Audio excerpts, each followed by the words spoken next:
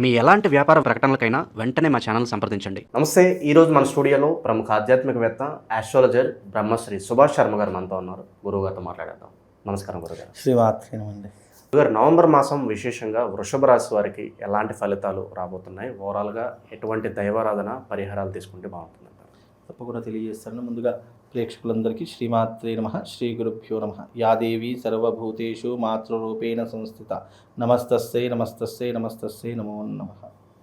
వృషభ రాశి. వృషభ రాశి వారికి అధిపతి శుక్రుడై ఉంటాడు. వృషభ రాశిలో జన్మించినటువంటి జాతకులు కష్టజీవులు, శ్రమజీవులు అని చెప్పుకోవచ్చు. నిరంతరం వీళ్ళ జీవితంలో కష్టము అనేటటువంటి దక్కిన తర్వాత సుఖము అనేటటువంటిది వీళ్ళ జీవితంలో అలవాటు చేసుకుంటూ ఉంటారు. కాబట్టి ఈ వృషభ రాశిలో జన్మించినటువంటి జాతకులు జీవితంలో కుటుంబం కోసము, అలాగే తమ జీవితం కోసము, భార్య బిడ్డల కోసము కష్టపడేటటువంటి తరహాలే ఉంటాయి తప్ప ఇతని వల్ల 10 మంది సుఖపడతారు తప్ప వృషభ రాశిలో జన్మించినటువంటి జాతకులు ఎప్పుడూ కూడా సుఖము అనేటది చాలా తక్కువ ఉంటుంది. అంటే 100లో ఒక 30% సుఖం ఉంటుంది, 70% కష్టం ఉంటుంది. అలాంటి తరహాలో ఈ యొక్క వృషభ రాశి వారు ఒకరు అని చెప్పుకోవచ్చు.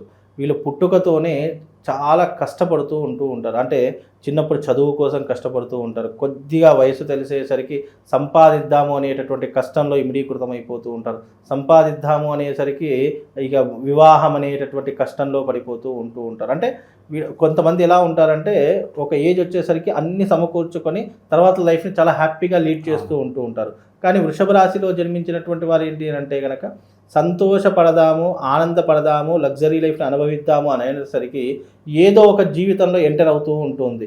అంటే పుట్టుక నుంచి చదువు కోసం కష్టపడతారు, చదువు తర్వాత ఉద్యోగం కోసము, సంపాదన కోసం కష్టపడుతుంటారు.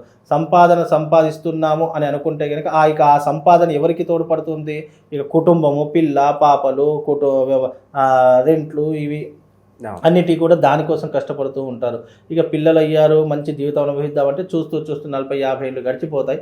సుఖపడదామన్నా కూడా వయస్సు అనేటటువంటిది సహకరించదు. అలాంటి వాటిలో ఈ యొక్క వృషభ రాశి వారు ఒకరు అని చెప్పుకోవచ్చు. అంటే కష్టపడుతూ ఉండేటటువంటి తరహాలో ఉండేటటువంటి వ్యక్తులు వృషభ రాశి వారు అని చెప్పుకోవచ్చు. కనుక వీళ్ళ జీవితం ఎప్పుడు కూడా కష్టమయంగా గడుస్తూ ఉంటుంది. సంతోషము అన్నదానికి చాలా తక్కువ రోజులు ఉంటాయి వీళ్ళ జీవితంలో. కాబట్టి వృషభ రాశి వారు చాలా కష్టపడి పైకొచ్చేటటువంటి వ్యక్తులు అని చెప్పుకోవచ్చు. వీళ్ళకు ఉద్యోగము, వ్యాపారము, వృత్తి ఇలాంటి వాటిలో చాలా ఇష్టమవుతూ ఉంటుంది. వ్యాపారం చేయడానికి చాలా ఇష్టపడుతూ ఉంటారు. అంటే మనం సొంతంగా వ్యాపారం చేయాలి, మనం 10 మందికి ఆదర్శంగా ఉండాలి, 10 మందికి ఉద్యోగాలు ఇచ్చేటటువంటి ఫలితాల్లో ఉండాలి అని ఆలోచించేటటువంటి వ్యక్తుల్లో వృషభ రాశి వారు ఒకరు అని చెప్పుకోవచ్చు. వీళ్ళకి ఏంటి అంటే నీతి, ధర్మము, న్యాయము ఇలాంటి మాటలు చాలా ఇష్టమవుతూ ఉంటాయి. అలాంటి దారిని ఎక్కువగా పాటిస్తూ ఉంటారు. మీన్స్ అంటే మంచి పనులు ఎక్కువ చేయడం, ఇతరులకు మంచి పని చేయకుండా చెడు మాత్రం చేయకుండా ఉండేటటువంటి వ్యక్తుల్లో వృషభ రాశి వారు ఒకరు అని చెప్పుకోవచ్చు. అలాగే వీళ్ళకి ఏంటి అంటే కనుక అమ్మాయిల వ్యామోహం ఎక్కువగా ఉంటుంది. అదొక్క మైనస్ వీళ్ళకు. అంతే తప్ప పెద్ద చెప్పుకోదగ్గటువంటి ఇబ్బందులు అయితే ఏమీ లేవు.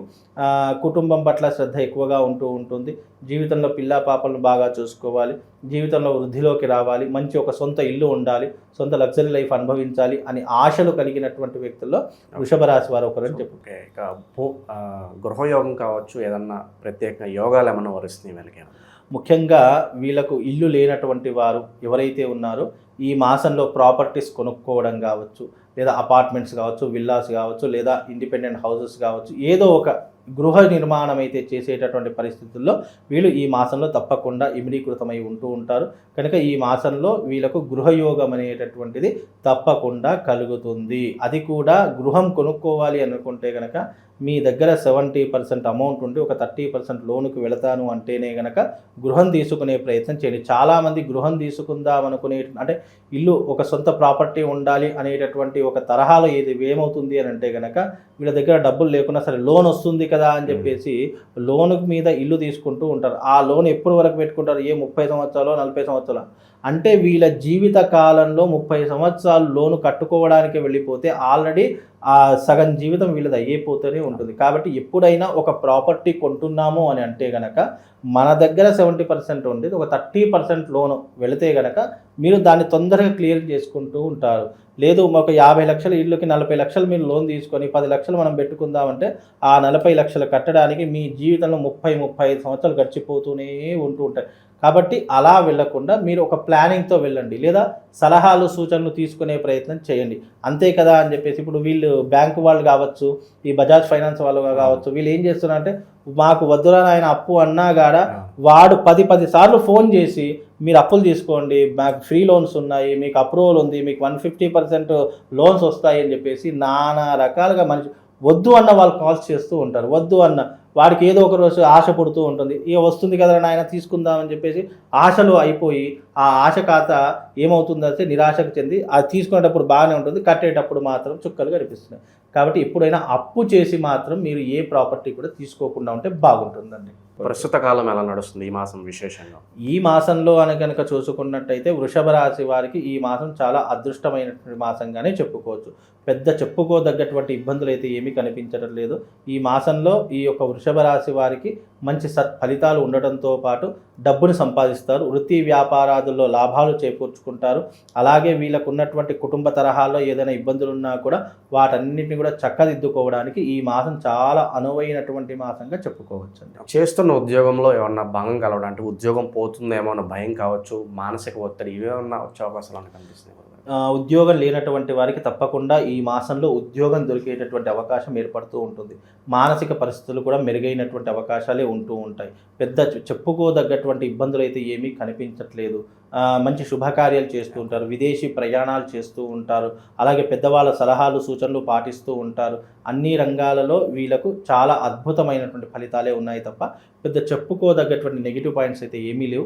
ఏదేమైనప్పటికీ కూడా దైవారాధన చేయడం మంచిదే కాబట్టి వీళ్ళు ఎక్కువగా శివారాధన చేసుకోవడం కావచ్చు, రుద్రాభిషేకం లాంటిది కావచ్చు, మహాన్యాసపూర్వక రుద్రాభిషేకం కావచ్చు ఈ మాసంలో చేసుకునే ప్రయత్నం చేయండి. తద్వారా మీకు శుభం లాభంతో పాటు అదృష్ట యోగం కూడా కనిపిస్తుంది. చివరిగా గురుగారు, చాలా వరకు ఏ రాశిలో అయినా సరే కామన్గా ఎదుర్కొన్న సమస్య ఎంత డబ్బు వస్తున్నా కూడా నిలవట్లేదు, డబ్బు మంచి నీళ్ళ ఖర్చు అయిపోతుంది అంటూ ఉంటారు.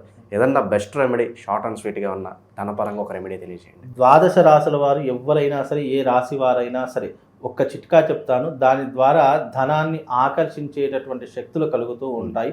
అంటే ధనం ఆకర్షించే శక్తి మీన్స్ మీరు జీవితంలో సంపాదించే వృత్తిలో కావచ్చు, వ్యాపారములో కావచ్చు, లేదా మీరు చేసేటటువంటి విధానాల్లో కావచ్చు, దేనికైనా సరే డబ్బు ఆకర్షించాలి అని అంటే కనుక నేను ఒక మంత్రం చెప్తాను. ఆ మంత్రాన్ని ఎవ్రీడే మీకు ఈ రాశితో కానీ జాతకంతో కానీ ఏమాత్రం సంబంధం లేకుండా అన్ని రాశులు 12 రాశుల వారికి 27 నక్షత్రాల వారికి ఈ మంత్రం చెప్తాను. ఓం శ్రీం హ్రీం క్లీం హైం శ్రీ మహాలక్ష్మీ నమః. ఓం శ్రీం హ్రీం క్లీం హైం శ్రీ మహాలక్ష్మీ నమః అనేటటువంటి ఈ బీజ మంత్రాన్ని మీరు ప్రతిరోజు, దీనికి సంఖ్య లేదు, మీకు ఎంత వీలైతే అంత, ఎంత టైం ఉంటే అంత, మీ ఓపిక మీ సహనమే దీనికి టైం కాబట్టి, దీనికి సంఖ్య కాబట్టి మీరు ఎంత వీలుంటే అంత నేను చెప్పినటువంటి మంత్రాన్ని ప్రతిరోజు పాటించండి. దాని ద్వారా వ్యాపారం చేసే వాళ్ళకి వ్యాపారంలో లాభాలు చేకూరుతాయి, వ్యాపారం చాలా అద్భుతంగా నడుస్తుంది. వివాహం కానటువంటి వారికి తప్పకుండా వివాహం జరుగుతూ ఉంటుంది. ఎవరికైనా అప్పులున్నాయి, తీరనటువంటి అప్పులు కూడా ఈ మంత్రం ద్వారా తీరిపోయేటటువంటి అవకాశం ఏర్పడుతూ ఉంటుంది. మీ జీవితంలో వృద్ధిలోకి రావడానికి, అభివృద్ధి వైపు వెళ్ళడానికి ఈ మంత్రం ఉపయోగపడుతూ ఉంటుంది.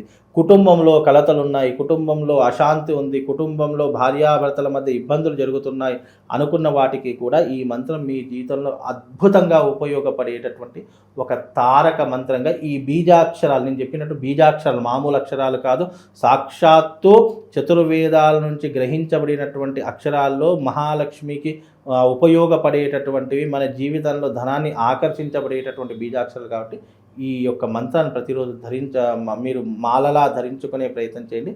తద్వారా మీకు శుభం లాభం కలుగుతుంది. చాలా బాగా వివరించారు, ధన్యవాదాలు.